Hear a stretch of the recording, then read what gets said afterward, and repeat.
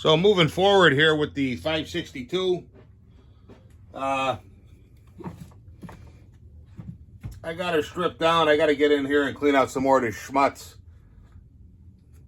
A lot of debris in here. One of my pet peeves is cleaning the saws. I hate it when people send me saws that are dirty. So everything looks pretty good though. The crank's pretty solid. There's no end play or anything. And the only thing I really have to do to it is I need to get a handle. The gas tank, this handle is pretty much fried. It was cracked. You could epoxy it or whatever, but I'll just get a new handle. It's not cheap. And the piston was a little bit out of spec. I mean, it could still be used, but the machine marks were pretty much worn off, especially on the intake side. So I ordered a Meteor piston kit and a new wrist pin bearing from Wolf Creek, and then I ordered the handle from Dukes. The cylinder looks pretty good. See if I can get my my light in here. You guys can see it. There's really no well, that's hard to see. There's some carbon up there, but we'll decarbon that. But the plating and everything looks pretty good. So we'll go ahead and do a little bit of modification. On these ones here, I usually just take these transfer caps off here and do a little bit of work. You know, you can play around with the divider if you want. But these cylinders are pretty good from the factory. There's really not that much. I see guys, you know, grinding the hell out of these things, and there's really not that much in there. Oh, one other thing too.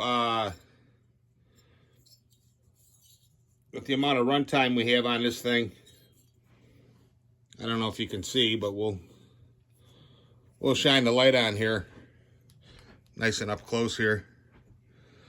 But you can see Mr. Carbon. See it all? I mean, it's an engine. It's going to produce carbon. There's no doubt about it. It's just, look at that. Now, I mean, I don't see how anybody can tell you that doesn't affect flow. So we'll clean that all out. And the other thing is, I picked up a new toy here.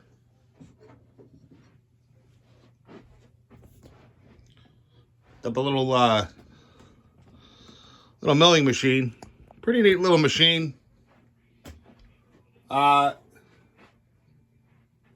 I'm still waiting for tooling. I just have this drill chuck. I've got fly cutters coming. I got a box of tooling. I don't know how much is in here. There might be a couple $100 worth of tooling. A guy that bought some firewood from me. Turns out I used to work with him years ago. And he ended up giving me all that tooling.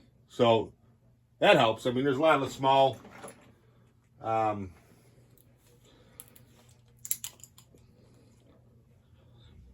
small cutters, end mills, which are nice. So I've got the fly cutter set coming. I've got the collets coming. Got a vise coming. A couple other things. But what's nice about this machine is it's got, I believe, from the low speed goes up to 1100 RPM, all the way up to 2500 RPM on the high speed. But what's neat about it is there's a bolt bank here, and you can go ahead and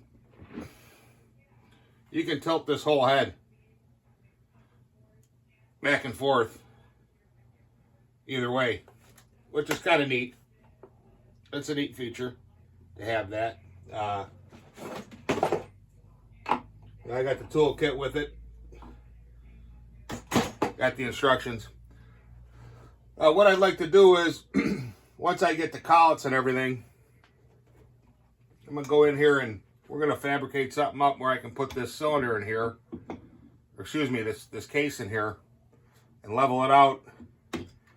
And instead of taking it off the bottom of the cylinder, I'm just going to machine this.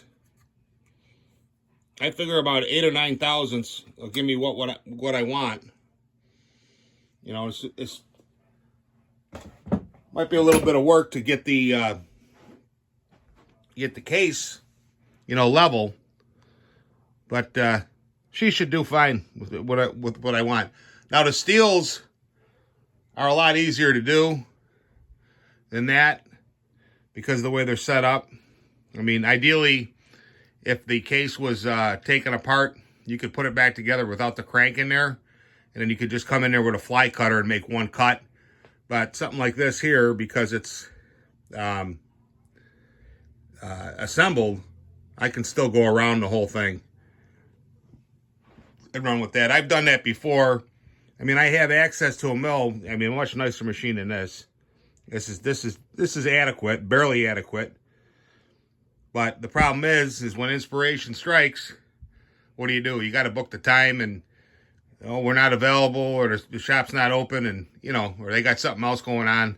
So I figured we'd run with this here. I was looking into making this into a CNC, but man, it's just cost prohibitive. They do sell a small CNC mill, a little bit bigger than this. It's all enclosed, cool, and everything, turnkey, with the software, everything. And I think it's about, I don't know, about $4,000 or $5,000. So, if I get into manufacturing some of these parts in my retirement, maybe I'll do that. I mean, $200, $300 mufflers made out of aluminum, you can easily bang a few of those out in an hour. If you got a machine and you got 3 vices, boom, boom, boom, if that's what they're getting for them. So it's definitely, and you can make custom stuff. And then, if when I want to do my pipes with the variable exhaust, I can do a lot of stuff, a lot more precision work instead of, drilling and opening holes with a grinder. We can do everything, just make everything look a lot cleaner and a lot more professional. It's not going to affect the function of it. It's going to work the same, but it'll look nicer to the eye. So when I get the tooling going, we'll start doing some projects. I also picked up this book that's got a lot of interesting information in it, called Milling for the Home Machinist, and it's got a lot of projects and stuff, and the guy walks you through everything. Make your own clamps, make your own T-nuts, make your own, boring heads. You can pretty much, make anything you want here. Now, you will need rotary tables and a couple other pieces of accessories. But I figure as I produce, and with my tree work and whatnot, we'll soak back in and we'll just buy the tooling and that. Like I said, something like this, you're not going to be able to take really big cuts, but you could take skim cuts, 5/10 thousandths cuts, and a couple free passes, and you should be able to get pretty accurate. You should be able to get within 1 thousandths or so, or better. So, alrighty.